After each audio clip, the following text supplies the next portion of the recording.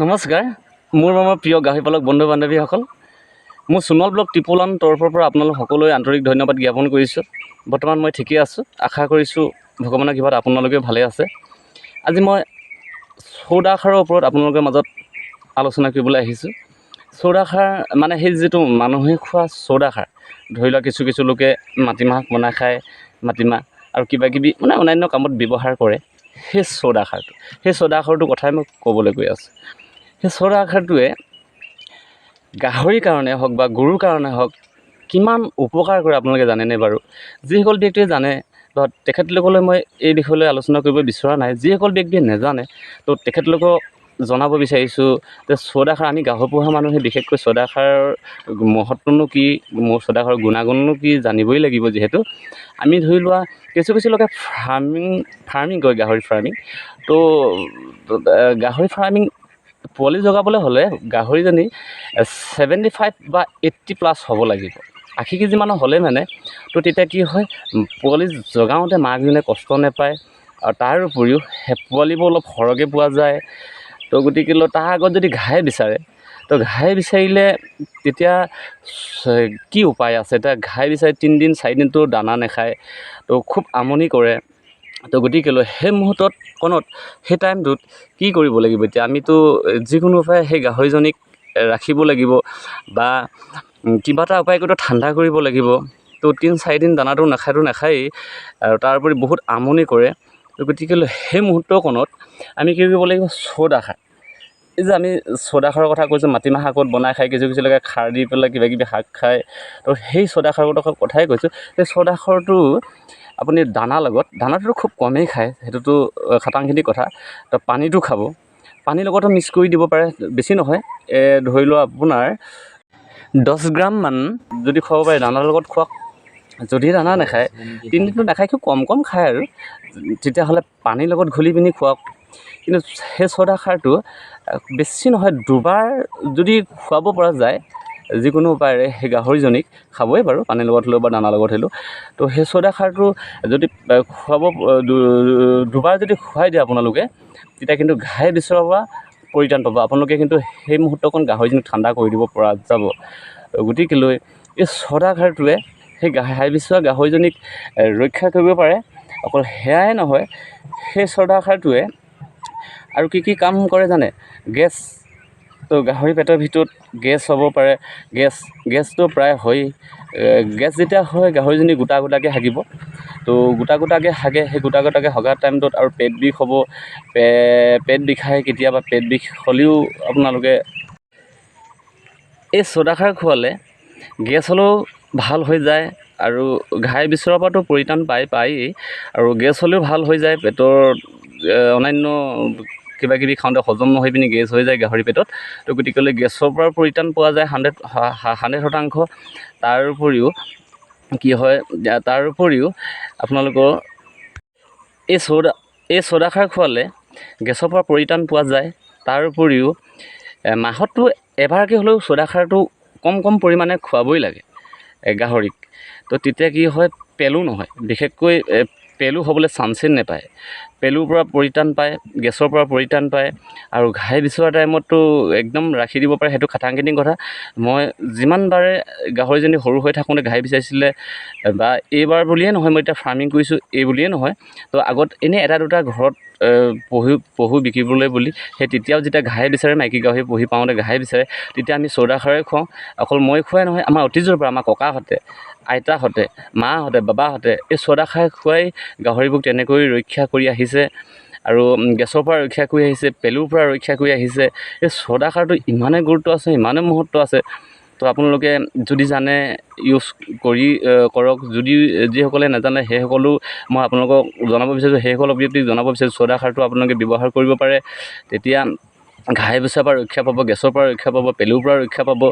তো গতিকেলৈ এই বিষয়টোলৈ আলোচনা কৰিব আহিছোঁ। সেই চৌদা খাৰে পেটো চাফা কৰে। সেই চৌদা খাৰৰ গুণাগুণ বহুত বেছি ভাল। গতিকেলৈ মাহত এবাৰ হ'লেও চৌদা খাৰ গাহৰিক খুৱাবই লাগে, মতা গাহৰি হওক, মাইকী গাহৰিয়ে হওক। কিন্তু এটাই কথা আকৌ, প্ৰেগনেণ্ট হৈ থকা গাহৰি কেতিয়াও চৌদা খাৰ নোখোৱাব, সেইটো ভুল নকৰিব কেতিয়াও। প্ৰেগনেণ্ট হৈ থকা গাহৰিক চৌদা খাৰ খোৱালে তো তাৰ বহুত অনিষ্ট হ'ব। এই চৌদাখাৰ উপৰি আপোনালোকে আৰু এবিধ বন জানেনে? এই জাত যিটো আমি নলমোৱা লতা বুলি কওঁ। তো এইবিধ কিন্তু পেট কামুৰিলে ইয়াক যদি আপুনি লতা এইবিলাক জেওৰত আৰু বাঁহ গছৰ গুৰিত য'তে ত'তে মানে নলে চলে বগাই মেলি থাকে। তো এই ঔষধবিধ খোৱালে পেট কামুৰণি ভাল হয়। পেট কামুৰণি ভাল হয় আৰু ইয়াৰ খোজ যদি ঢিলা হয় খোজ টান কৰে। ইয়াৰ কিন্তু বহুত গুণাগুণ, ইয়াৰ বিষয়লৈ আৰু ক'বই নালাগে। মইতো ইমান ভালকৈ নাজানো, কিন্তু ইয়াকতো আমি এনেও খুৱাওঁ। মই হাবিৰ পৰা এসোপা ছিঙি আনোগৈ, তো গাহৰিক খাবলৈ দিওঁ, খুব খায় কিন্তু গাহৰি। আপোনালোকে দি চাব, আপোনালোকে গাহৰি গ্ৰ'থৰতো সহায় কৰিব আৰু পেট কামতো সহায় কৰিব। ইও কিন্তু গেছতো ভাল কৰে কিন্তু দেই। এইনো আমি নলমোৱা লতা বুলি কওঁ, ঠাইভেদে নাম ইয়াৰ বেলেগ বেলেগ হয়। তো আপোনালোকে এইবিধ আপোনালোকে মাজে মাজে গাহৰিক খুৱাই থাকিব আৰু চৌদাখাৰটো মাহত এবাৰ হ'লেও খুৱাব। যদি চৌদাখাৰ কিছু লোকে নেপায় তো প্ৰব্লেম হৈ যায়। কিছু জেগাতো চৌদাখাৰ পোৱা যদি নেযায়, তেতিয়া আপোনালোকে এই ক'লা নিমখটো খুৱাব পাৰে। ক'লা নিমখ দিলেও ভাল, গেছৰ পৰা পৰিত্ৰাণ পায়।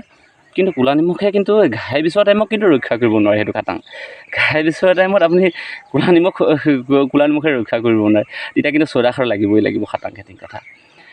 গতিকেলৈ চৌদাখাৰ গাহৰি পোহাসকলে ঘৰত ৰাখিবই লাগে। তো চৌদাখাৰ যদি নেপায় তো তেতিয়া পেলুৰ কাৰণে কথা কৈছোঁ। চৌদাখাৰ যদি নেপায় তেতিয়া আপোনালোকে ধান মৰা খেৰটো আপোনালোকে জুইত পুৰি পিনে তাক খাৰটো পানীৰ লগত ঘুলিও দানাৰ লগত মিক্স কৰি খোৱালেও তেতিয়াও পেলুৰ পৰা ৰক্ষা পোৱা যায়। আপোনালোকে মোৰ এই গাহৰিকেইজনী দেখিছে। মোৰ এই গাহৰিকেইজনী আজি এসপ্তাহমানৰ আগত ঘাই বিচাৰিছিলে, তো মই সেই চৌদাখাৰ খুৱাই ৰক্ষা কৰিলোঁ। চৌদাখাৰ খুৱাই মই পৰিত্ৰাণ পালোঁ। তো ঘাই দিব পাৰিলোঁ হয়, পোৱালি জগাব পাৰিলোঁ হয়, খুব সুন্দৰ আছিলে। তো 7 পোৱালি জগাবলৈ ঘাই দিবলৈ খুবেই ভাল আছিল। কিন্তু মানে জেগাটো কম, মানে খুব ঠেক জেগা নাই। গতিকেলৈ মই বিক্ৰী কৰি দিম বুলি ভাবিছোঁ আৰু মনত বেয়াই লাগে, জেগা নাই। সেইকাৰণে বিক্ৰী কৰি দিম বুলি চিন্তা কৰিছোঁ। এই গাহৰিকেইজনী মই চৌদাখাৰ খুৱাই ৰক্ষা কৰিলোঁ। আপোনালোকৰ যদি ঘাই বিচাৰে পুহি থকা গাহৰিকেইজনী, তেনেহ'লে চৌদাখাৰ খুৱাই পৰিত্ৰাণ পাব। তো গতিকেলৈ একো চিন্তা কৰিব নালাগে, একো ভয় খাব নালাগে। চৌদাখাৰৰ গুৰুত্বৰ বিষয়ে আপোনালোকক ক'লোঁ। তো আপোনালোকে এই চৌদাখাৰ খুৱাব। আৰু মোৰ সেই মাকজনী পোৱালি জগি থকা মাকজনী মাজলৈ যাওঁ, আপোনালোকক এবাৰ দেখুৱামগৈ কেনেকৈ আছে। মই দিনটোত যোৱাই নাই বাৰু, ময়ো এবাৰ চাওঁগৈ, আপোনালোকক এবাৰ দেখাওঁগৈ। আৰু তাইকো সেই চৌদাখাৰ খুৱাই বহুতবাৰ বচাইছোঁ, বহুত বেমাৰৰ পৰাও বচাইছোঁ। মই চৌদাখাৰ খুৱাই গেছৰ পৰাও বচাইছোঁ। তালৈ এবাৰ যাওঁ, তাত আকৌ আপোনালোকক এবাৰ দেখাওঁগৈ, মই এবাৰ চাওঁগৈ, ব'লক। মোৰ গাহৰিজনী সেই তাতে ৰাখিছোঁগৈ। আপোনালোকক মই আগতে ভিডিঅ' দেখাইছিলোঁ, এতিয়া গৈ আছোঁ। গাহৰিজনী ক'ত আছেগৈ বাৰু? ঘৰটোৰ ভিতৰতে সোমাই আছেনে ক'ৰবাত আছেগৈ নে? সেইজনী তাই। পোৱালিকেইটা বা ক'ত থাকিল?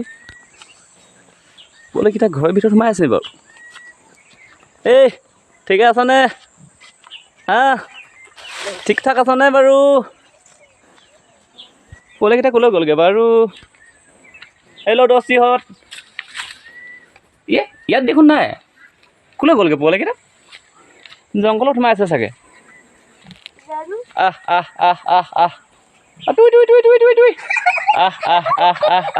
তোমালোকে হাঁহিছে যে, গাহৰি তেনেকৈ মাতে আকৌ। টুই বোলে গাহৰিক মাতে আকৌ। টি বুলি নেমাতে নহয়, হাঁহকে টি বুলি মাতে। গাহৰি টুই মাতিব লাগিব। হেল্ল', গাহৰি ক'লৈ গ'ল? তোমাৰ পোৱালিকেইটা ক'লৈ গ'ল? মাত বোল নাই যে। এই গাহৰিজনী, এই মাক গাহৰিজনী মই কিন্তু এই চৌদাখাৰ খুৱাই কেইবাবাৰো মানে বহুত সমস্যাৰ পৰা বচাইছোঁ। গেছ হ'লে ভাল হয়, পেলুৰ পৰা মই পেলু ঔষধ খুৱাই নাপালোঁ গাহৰিজনীক পাই। অকল চৌদাখাৰ খুৱাই ইয়াক মই আজি 2 বছৰ পাৰ কৰাই দিলোঁগৈ। গেছৰ পৰা পৰিত্ৰাণ আৰু পেলুৰ পৰা পৰিত্ৰাণ সেই চৌদাখাৰৰ পৰাই। কিন্তু পোৱালিকেইটা ক'লৈ গ'লগৈ বাৰু? পোৱালিকেইটা আছে চাগে, জংঘলত সোমাই থাকিলে। এৰি দিলোঁ যে, ইয়াতে মুকলিকৈ এৰি দিয়াৰ কাৰণে সিহঁতে একদম বহুত তাগৰা হৈ গ'ল। বহুত মানে তাগৰা, বহুত বেছি তাগৰা। একদম ওচৰলৈ যাবই নিদিয়ে, ভাগকৈ দৌৰি পলায়। বহুত বেছি পলাই, সিহঁতে ক'ৰবাত সোমাই আছেগৈ। 11টা আছে পোৱালি। তো মোৰ 2জন ভাইটিয়ে বিচাৰিছে পোৱালি লাগে বুলি। এজন হ'ল মাজুলী ভাইটি, আৰু মাজুলী ভাইটি আমাৰ তাৰ নামটো কি আছিল, হেৰি মিচিং ভাইটি। তেওঁ দুটা পোৱালি লাগে বুলি কৈছে, এজনী মাইকী পোৱালি লাগে, এটা মতা পোৱালি লাগে হেনো। তো তেখেতক দিয়াৰ ব্যৱস্থা কৰিম মই ভাইটিক। তাৰপিছতে আৰু এজন কি পংকজ গগৈ নে কি আছিলে, সেই তেখেতকো দুটা পোৱালি লাগে। তাৰপিছত বাকী আমাৰ গাঁৱৰ মানুহেও বিচাৰি আছে এতিয়া পোৱালি যিকোনো পাৰে গাঁৱৰ মানুহকো দিব লাগিব। তাৰোপৰি দূৰৰ পৰা বিচৰা মাজুলী ভাইটিক আৰু এজন পংকজ গগৈক তেখেতলোকে বহুত দূৰৰ পৰা বিচাৰিছে, তেখেতলোকতো দিবই লাগিব বাৰু, যিকোনো পাই দিম। তো গতিকেলৈ নিজৰ সি তাত সোমাই আছেগৈ, দেখিলা এতিয়া দেখি পাইছোঁ ন মই। হেল্ল' বন্ধুহঁত, ক'ত আছাগৈ? তোমালোকক বিচাৰি আহিছোঁ মই। তোমালোকক চাবলৈ ইমান মানুহ ৰৈ আছে দেখিছা, সেই তৰাণীৰ মাজত সোমাই আছেগৈ সেইগাল। হেল্ল', তোমালোকক বিচাৰি চাবলৈ অসমবাসী ৰাইজে অপেক্ষা কৰি ৰৈ আছে চাম বুলি।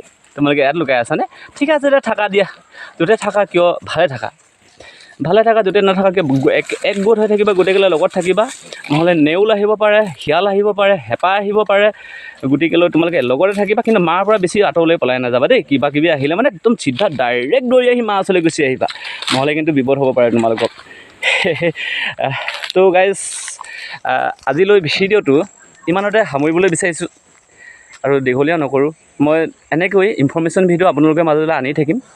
তো ভাল ইনফৰ্মেশ্যন ভিডিঅ' আনিম, আপোনালোকে চিন্তা কৰিব নালাগে, মোক বিশ্বাস কৰিব, একদম দৃঢ় বিশ্বাস কৰিব মোৰ ওপৰত, একো চিন্তা কৰিব নালাগে। মই ভাল টপিকৰ ওপৰত আনিম, যিটো মই প্ৰেক্টিকেলি ভিডিঅ', যিটো মই আমাৰ আজু ককা দিনৰ আৰু মা বাবাহঁতে জনা ভিডিঅ'বিলাক মই আপোনালোকৰ মাজত দিম, শিকাম।